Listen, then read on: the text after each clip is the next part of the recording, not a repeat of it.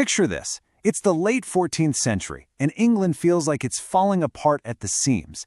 In the middle of all that chaos, two poets, John Gower and Thomas Hoccleve, decide to pick up their pens. But they weren't just writing poetry, they were trying to be the conscience of a nation in crisis. I mean, that's a question that feels super relevant today, right? But 600 years ago, this wasn't just some abstract idea. It was the actual mission that Gower and Hoccleve took on.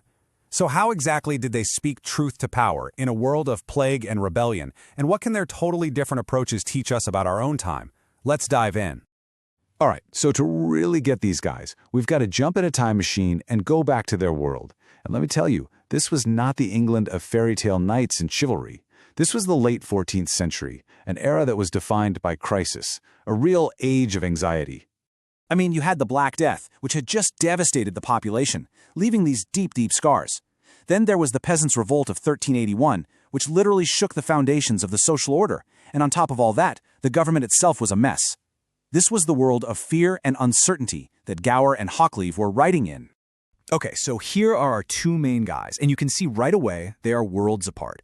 You've got John Gower on one side, the established moral Gower. This guy was a master of these big, formal allegories, and he wrote in French, Latin, and English for the powerful and educated. And then you've got Thomas Hoccleve, who's coming from a totally different angle. He was a civil servant in London who wrote in English with this incredibly direct, personal, and almost autobiographical voice. They lived through the exact same chaos, but their ideas about what poetry should do about it couldn't have been more different. You know, back then, one of the biggest jobs a poet could have was to advise the people in charge. They did this with a popular type of writing called the Mirror for Princes. Think of it like an instruction manual on how to be a good, just ruler. And both our poets gave it a shot, each in their own signature style. And you can see their totally different styles on full display right here. Gower, completely horrified by the Peasants' Revolt, writes Vox Clamantis, the voice of one crying out. It's this dark, pessimistic, allegorical nightmare, where he sees society as this diseased body that's corrupt from the bottom all the way to the top. Hoccleve, meanwhile, takes a completely different path.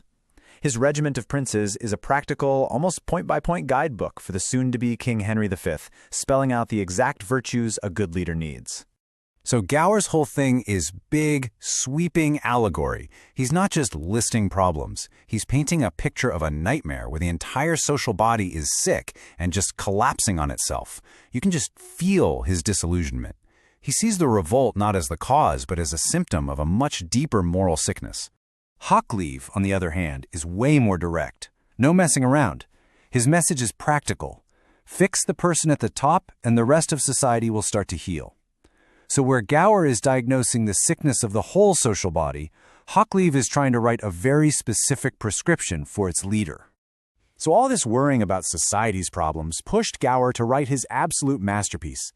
He had this big realization. If you want to fix the world, you first have to understand what's going wrong inside the individual human heart.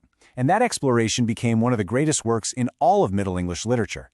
It's called Confessio Amantis, or the Lover's Confession. And the concept he came up with? It's just genius. He takes this super personal, totally human experience of a lover confessing all his failures in love and uses it as a giant framework to talk about the 7 deadly sins that corrupt all of us. And the way he structures it is just brilliant. So it starts with this aging lover, Amanus, who goes to confess his romantic screw-ups to a priest of Venus named Genius. Then, for every sin Amanus confesses, like pride or envy or greed, Genius tells him a cautionary tale from old myths and legends. It's just a masterful way to connect this big, timeless battle between our passions and our morals to one single, very human story. Okay, so let's switch gears completely and go back to Hoccleve. Because if Gower used these huge allegories to talk about the human condition, Hoccleve did something that was, for the time, totally radical. He put himself, his real name, his real problems, smack dab in the middle of his poems. He starts out with poems like Le Mal Reg, or The Bad Rule. In it, he writes directly to the prince, confessing that he wasted all his youth and his salary in the pubs of London. I mean, this wasn't some grand story. This was a real guy, a government worker, writing a poem to his boss admitting that he blew all his money at the bar. It's so honest, and it just sets the stage for something even more groundbreaking. And this raw honesty, it was just the beginning, because it led him to write about something that pretty much no one else was talking about back then, the inside of his own mind. And this, right here, is just incredible for its time. In his poem The Complaint, Hoccleve writes with brutal honesty about recovering from what was clearly a severe mental illness. He talks about the despair, the loneliness, the fear that people look at him differently now. We're talking about one of the first ever poems in the English language that talks openly about a mental health struggle. I mean, the honesty here is just jaw-dropping for the 15th century. By putting his own psychological pain into a poem, Hoccleve goes beyond the idea of an allegorical sinner and gives us a real, breathing, suffering human being. He basically turned poetry into a place where you could explore your deepest, most vulnerable self.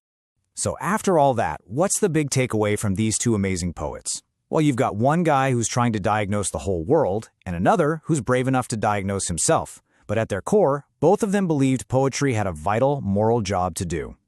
At the end of the day, both Gower and Hoccleve believed that poetry wasn't just for entertainment. It had a moral duty. Gower held up this huge mirror to society, diagnosing its sins through these massive allegories. Hoccleve, on the other hand, held up a much smaller, much more personal mirror to himself, confessing his own struggles with a kind of honesty that was brand new. And when you look at them together, you can see this fascinating shift happening, from critiquing society as a whole to looking inward and exploring the self. And that really brings us full circle. Back in their own age of anxiety, Gower and Hoccleve used their words to take on corruption and to confess their own vulnerability. It really makes you think, doesn't it? Who are the Gowers and Hoccleves of our time, and what are the mirrors they're asking us to look